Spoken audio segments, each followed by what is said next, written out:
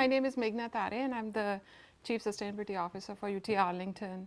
I have been with UTA for 15 years now, and I manage operations on campus, engagement with faculty, staff, students, and I do have a master's in environmental science and an MBA in sustainable management, so I'm trained by my education to do this work. How did you get inspired to do sustainability work? I think I was always interested in it since I was in high school, and really sort of wanted to understand the broader aspects of it, and I think higher academic is where I love it. And you're the first chief sustainability officer here, correct? Yes. How did that kind of come about? So 15 years ago, UTA was working on sustainability through engagement with faculty and staff, and it was volunteer based. And this is when they decided that we needed to have focused approach, and so they hired me as their first sustainability. I was hired as a director of sustainability, and then went through promotion, and now I'm the chief sustainability officer. That's awesome. Congratulations. Thank you. So I'm going to shift a little bit to restorative farms. They are both an urban farm and they practice regenerative agriculture. Mm-hmm. Can you kind of explain the difference between the two and where they overlap? I think Pratt's philosophy is integrating regenerative agriculture in the food that he grows, and kind of bringing that philosophy of intentional farming, and he's a big supporter of food for medicine. So I think with that intention, he grows the food and sort of coordinates and supports the community around him with those principles of resiliency and regenerative farming. Why is regenerative farming so important for cities like Dallas? I think a couple of reasons. I think people really want healthy food, and I think your body wants healthy food. And so the focus is that with the growing demand of the population, I think you need to have a systems thinking approach to the problem, right? Wherein everything is connected and everything is part of the puzzle. So I always think that one size fits all does not work. And so if you are trying to feed a population as big as DFW, you need to focus on everything from regenerative farming to distribution, access to food, transportation, access to healthy food, and the communities that get it. So I think regenerative farming is one part of that big puzzle, big conversation. What do you wish people understood when it comes to their food and its environmental impact? I think where it grows, how it grows, it's important. And I think it's really important for kids and students to know that, right, how your food is grown. Because I have learned in my 15 years of career that behaviors change with education, which is why I love being part of an education institution where you get to impact the lives of students. But what you teach them, they take it back. They take it back to their home, they take it back to their professional workplace. And so knowing where your food is grown is important as you grow in your life, because that also helps you make good choices, not just in what you eat, but where and how you buy your food. Yeah, and I think this conversation about healthy food and having access to healthy food, a lot of people might feel like food insecurity could never happen to them, but this is an issue. We all have to eat. How does this impact everyone beyond just people who live in a food desert like South Dallas? Yeah, I mean, I don't know if you know, but being food insecure is a big problem for everyone. Like it's like the basic problem that everybody has to deal with. And so access to food is also thinking about not wasting it. Right, so much of the food gets wasted. I think 60% of the food from household gets wasted. Right, that feeds so many mouths, and so not wasting is as important as knowing where to buy and where to buy healthy food. And then with extreme weather becoming more common as well, regenerative farming, how could that help reduce climate impacts while also hopefully making cities like Dallas more climate resilient? I think everybody needs to prepare for extreme weather, drought, heat that we have experienced, and just putting that in the equation of how you're growing food, where you're getting food from, will just help you prepare better. It could be a pandemic that hit us, right? That was one place where we had to be prepared. So any circumstances that you foresee, preparing yourself for that circumstances is only going to serve us well. Yeah, absolutely. And do we have any measurable data out there about how regenerative farming has been beneficial to soil health, carbon emissions, or water retention, anything like that you can kind of think of off the top of your head? I'm not sure of the data because that's not my field of expertise, but I know it helps soil regeneration. But also the criticism of regenerative farming is that you need vast amounts of land. So when you're trying to feed so many people, you cannot solely rely on regenerative farming. You have to have a balance of everything. Yeah, that's definitely an interesting topic too. Can you talk a little bit more about that? Maybe some of the biggest misconceptions that you've heard about regenerative farming and maybe some of the downsides. Uh, the misconceptions are, I mean, I don't know the details of it, but I would assume the biggest one is that you need a lot of land, right, for regenerative farming. And when land is in short supply, how do you do that? And also, I think labeling organic food as organic is not as easy because I think a lot of people, like farmers, have to go through certification to label their food as organic, that they are not using pesticides and synthetic fertilizers or pesticide. But they might have organic food which is not gone through the certification process, right? So some of these things, I guess an expert in the field might be able to tell you better. Yeah, for sure.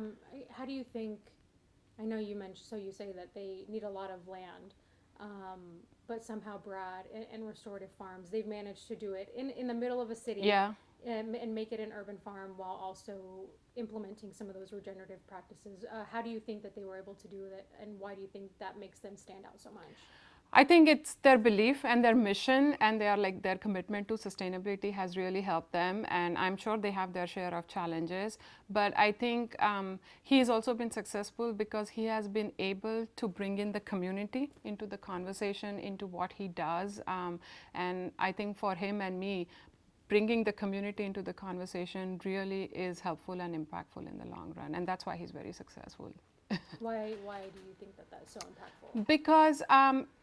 Because I think he can bring people from various aspects, like he can bring policymaker, he can bring food distributors, he can bring educators, he can bring in students, Dallas College, right, SMU. So he brings in varieties of stakeholders who bring their own expertise based on their work experience, and that has helped him. What do you think are some of the biggest challenges an urban farm like restorative farms could face? I think scaling, like you said, right? Scaling is a big problem. I mean, he does what he does very well and he supports the community amazing. But if he has to scale it, he might need more space, and that's a challenge for him. What are the biggest challenges when it comes to trying to implement this nationwide? Is it financially sustainable to do that, nationwide?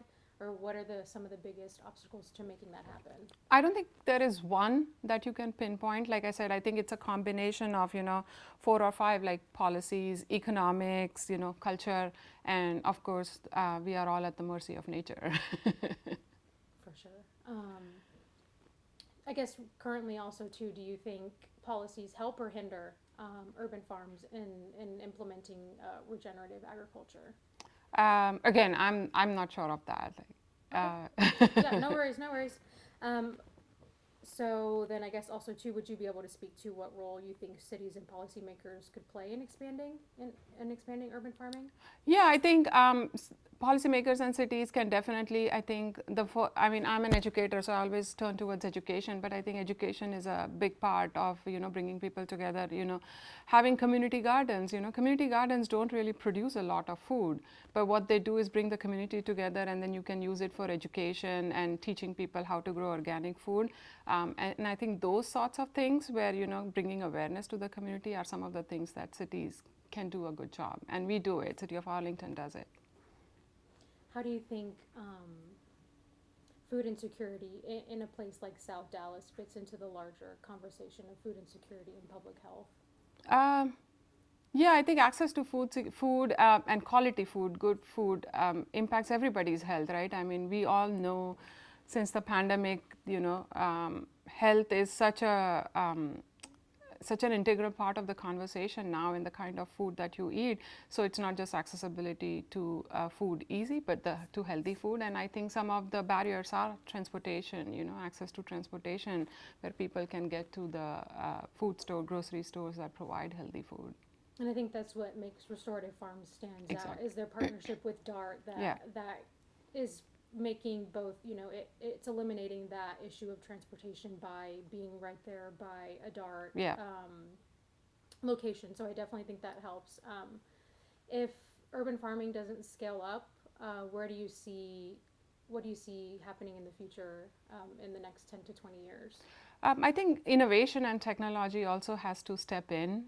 Like I said, right, there are many pieces of the puzzle, and relying on one is never a good idea. And so, big distributors who can grow and distribute food on scale, and innovation, like vertical farming, like all those conversations and all those players have to come together, because, this is not something that one city or one organization can address. You really need a collaborative effort towards this. What are the downsides, or maybe the negative effects that we've seen on our climate because of traditional industry farming? I'm sure CO2 emissions, methane emissions, and degradation of soil are some of the impacts on the ecosystem and biodiversity. But we still have to feed people, right? And so regenerative agriculture, that's sort of the exception. What do we need to do to sort of transition that and shift it from becoming the exception to being the norm? I think bringing policymakers together, bringing people, distributors, producers, farmers, all of them together to have that kind of a conversation. But I also think that, food waste is a big topic that often gets ignored when we are talking about food systems and access to healthy food. And if we can reduce the amount of food that is wasted, I think that will also help contribute to the conversation. How can the average person contribute to lessening our food waste? Just not buying in bulk, like we buy so much and keep it in our fridge and then use half of it and throw away half of it, portion size. I think all those actions and at individual level will definitely make a contribution, because like I said, 60% of the food is wasted from households. That's a big number. Yeah, and unfortunately, I think we've all kind of had to learn that lesson the hard way, where we do go out to the grocery store and buy everything in bulk, and then we're like, okay, the spinach went bad in 3 days, have to throw that away now. Or you were planning to cook and then your plans changed, and now that food you are eating somewhere else, but the food that you had is getting thrown away. It's going away, yeah. Can you share a moment, or if you've ever had an experience where you've seen sustainability impact someone's life? Oh, tons, lots. Like being on a college campus, I think that's the best part. We engage with students a lot, and I've seen so many students being impacted by what we do, and some of again, education has changed their behavior so much. But even in personal life, I'm a mother of twin boys, and when they were very young in school, couple of times they brought their lunch box filled, and I explained to them that first of all, it's a privilege that you got a lunch box full of food to eat at school, and throwing food is not an option. And I think when I told them at that age, it stuck with them. And till date, they have not wasted food. And I'm really proud of that. Yeah, you should be. That's awesome. And I'm glad that they're listening to you and being like, yes, we'll listen to mom. We'll learn from it. What's the biggest thing that you've learned throughout your career that maybe has surprised you in terms of sustainability in this work? I think it's just how people are not aware of basic things, like don't use plastic water bottles, or why it's good not to waste food or compost food, or the importance of clean air. Some of those things people don't connect the dots, and when you tell them in a very basic sense, it really registers and it stays with them, right? Because once they get it, they get it. Rather than telling someone this is what you need to do, if you explain it to them why they need to do it, it stays with them longer. That makes a lot of sense. How much power do our choices have when it comes to the food that we choose, and how can we be more intentional about those choices? We do have the power, but like it also comes with the cost, right? Buying organic food is not cheap, so everybody has to, pay extra. But I think eating less processed food, that can be your choice, and I think that helps in the long run, especially from a health perspective. How can people in those communities that are considered a food desert um, kind of do that same thing? Obviously, it's a little bit harder for them to Yeah. accommodate to eating less processed foods and things like that. But there are maybe little more micro level things that they can do. What would you suggest or recommend for them? Um, yeah, I think taking the time to intentionally go grocery shopping for healthy food option is a good alternative, so that you don't like last minute, oh, I need food, and then like accessing whatever is nearby. So that intentional planning and shopping might help. But I also think some things like providing public transit or accessing public transit is helpful to them in making those choices. So it two people meeting to help the community. If people want to, contribute or help with expanding urban farms, but maybe don't have the ability to buy a plot of land and build their own community garden, what would you recommend that they do? How can we contribute?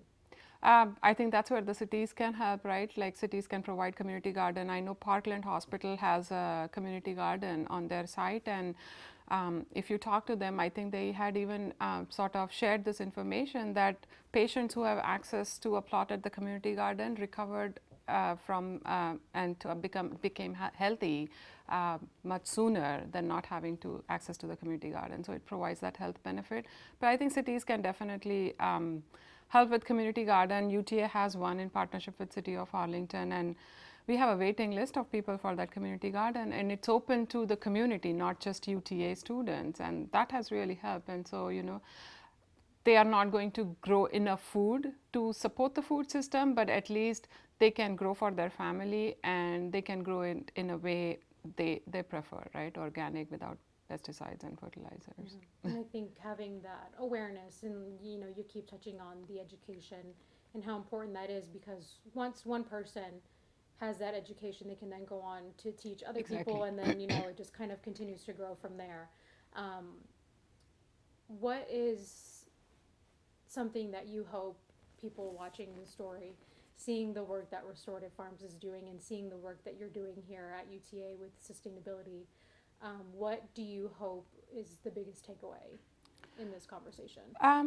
I just want people to pay attention to not just to their environment, but how does their actions impact the environment, and that is where they can make a big difference. Every cup that you recycle, or every plate of food that is not thrown away in the trash, makes a big difference to the bigger conversation. So I think being aware of your impact on the environment is really important, and that's where if everybody changes that, it's a big difference. Yeah, for sure. Is there anything else that you wanted to touch on? Any bullet points that you wanted to mention that you think I missed? No, I just think UTA is doing a lot in this space, not just engaging with the UTA students and the community, but also educating them through the classes that we have and the wellness programs that we have on campus. And we are celebrating Earth Day on campus on April 21st, so we would love for you to come and join us. Yeah, absolutely.